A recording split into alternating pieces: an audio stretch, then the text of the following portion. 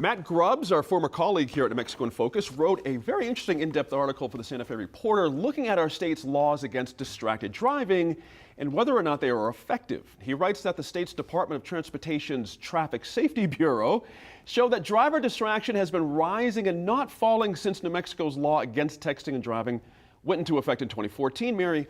And I'm so glad we're talking about this because this is something we can all see out of our windshields or standing on the sidewalk or on the bus. The sheer amount of people texting or on their phone and driving it's unbelievable. I mean, you can just stand on a street corner and just watch car after car of people on their phone going by. It's amazing.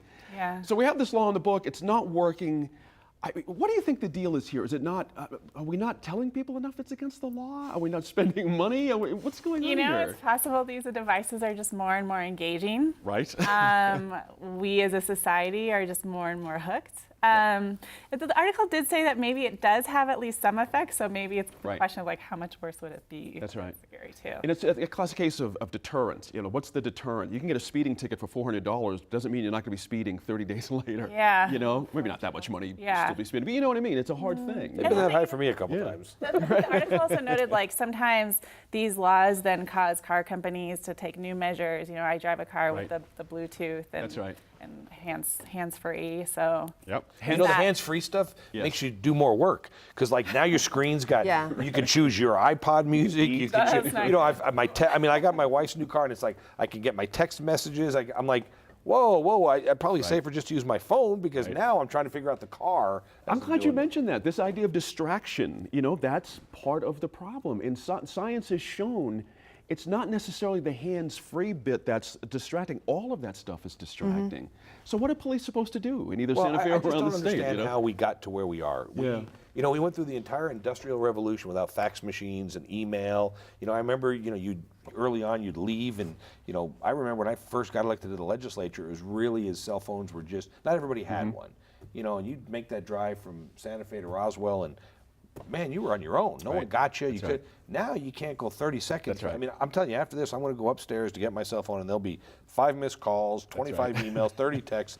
But somehow the world ran. Video, the world ran without all of this technology. Right. And even this morning, I mean, on the way here, there was a lady. I was at a stop sign on Alameda. And the light turns green, and people are just honking and honking and honking. And the lady at the front of the line is just talking away on her cell phone as the left turn signal's on and never moved. Yep. I mean, it went to red again. People pulled around, and I'm just looking. And she was completely oblivious. But I'm telling you, I looked around because of the topic driving here this morning, and I think I could count on one hand the number of cars I saw that people were not on a cell phone. Right. It wasn't like here and there. It was everybody. That's a good point. And think about it, Tom, as we read Matt's article. Oh, I'm glad to hear that Matt's still alive. Yeah, absolutely. The guy in weeks. I thought months. That's right. But the Santa Fe police, their amount of tickets they've written have fallen by half. And because of manpower issues, you can't have police out there writing tickets for texting and driving, then going to court dates when you're understaffed. You see the dilemma here? So this is on us to solve our own problem, it seems to me. How do we get our arms around this? Well, it has to be a societal kind of movement, you know, as far as, you know, pardon the comparison, but, you know, it's DWI was a big issue. And it wasn't, you know, we had all the laws on the books, but still driving while intoxicated kept to increase. Distracted driving is a huge issue. Out on a run this morning, you know, I would say every third car, you had a driver who was distracted in some form or fashion.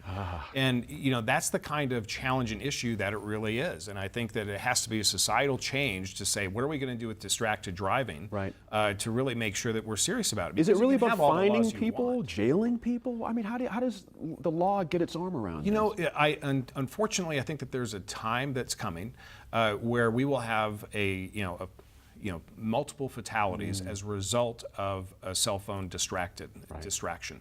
And it's sad, but I think, you know, the numbers are just, it's going to happen at some point in time. The odds are not in our favor. No, they're not. Exactly and right. It's a tragic comparison to make, but you know, I think it really comes down to the responsibility of the driver. And when you get intoxicated with, you know, text messages or trying to find that right song, it's going to impair your ability to drive. That's a good point. Sophie, what do you think? It's not an inappropriate comparison. I mean, several years ago, there was a study that came out, 2 important things, I think. One, driving while texting while on the phone, et cetera, is like driving drunk. The level of distraction is similar, is comparable. Your reaction time. The reaction times All are that. that bad. The other, though, is researchers found that when a city or a state enacts a texting ban, there's an immediate drop in the amount of texting that happens, and then slowly it builds up over again I see. and gets back to where it was. And essentially, it's because people see, I didn't get caught.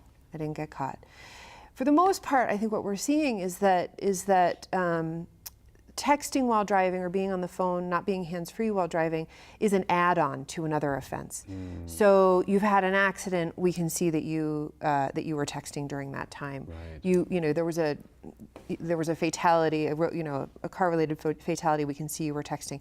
It's typically not the case that you're pulled over because the officer can see that you're texting. And to your point, we don't really have the manpower for that. right. What it is instead is an enhancement in what they can charge you with. So, is it working? I'm not sure, given human nature, that it can. Let me ask you this then. Do we start, like a lot of things in life, do we start with younger people and catch them when they're still, we can influence them, and then let a new generation? It's an interesting idea, but I think what we're seeing happen instead is this progression, and Dan touched on it. We're not allowed to hold our phones up next to our ears, so we get Bluetooth in our cars. Right. Our reaction times are poor, and so more and more cars are being built, and actually you can have this added aftermarket now, being built with alarms to say you're moving out of your lane, you're too close That's to right. adding seconds to the reaction time, and a warning to get you to look up from your My phone. understanding is the new iPhone will also turn off a lot of things when you're in your car somehow. I just uploaded my iPhone last night. Did you? New deal. And when I Okay. get in the car, for some reason, when my car starts moving, it says, you are driving, you cannot receive messages. Now I can say, no, I'm not. Right. Like I'm the passenger. Yeah, I can make it go again. Okay. But it automatically comes up. And my nephew got a new truck last year, and his truck, I think it was a Ford, had a setup that my sister-in-law and my brother could. It was set up so that they could make it so his phone did not work when the car was running. Okay. There was a code that whenever he got in, it shut everything down. Right. But you see what you're saying here? There's a tech problem here, and it looks like there's a tech fix versus a human fix to this. Do you know what I mean? That somehow our phones are going to have to get us off the hook to keep us from driving distracted. It's a very bizarre thing. I find it very interesting. But again, do you agree with Tom, by the way, Mary, that it's going to have to take, unfortunately, something tragic to get people to wake up here to this thing? I mean, Yes. Yeah. We've seen tragedy, Yes. right? Haven't there been bus? I know for sure train kind of. There's a motorcycle guy that got massive- killed in Santa Fe. that's Yeah, right. I was thinking about something I just said a minute ago, and this idea of like culture and kind of ingraining messaging into like the next generation. Now these devices keep kind of propelling and raising to the next level, and right. we keep getting more addicted to them. right.